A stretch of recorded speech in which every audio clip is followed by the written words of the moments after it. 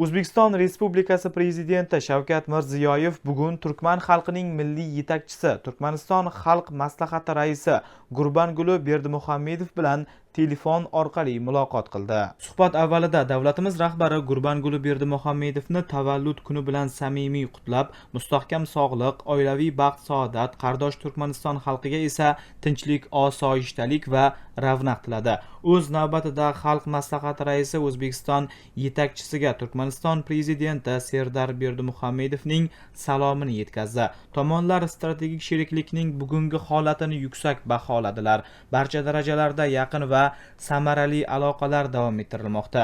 Tovar ayirboshlash hajmi barqaror suratda o'smoqda. Sanoat, energetika, transport va boshqa ustuvor tarmoqlarda kooperatsiya loyihalari amalga oshirilmoqda.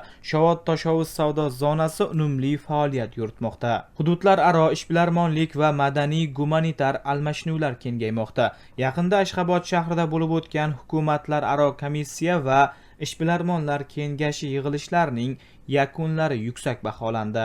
Joriy yil oktyabr oyida Turkmanistonda bo'lib o'tadigan Markaziy Osiyo va Ozarbayjon davlat rahbarlarining 8-maslahat uchrashuviga tayyorgarlik ko'rish doirasida mintaqaviy kun tartibini muvofiqlashtirish va ilgari surishga alohida e'tibor qaratildi.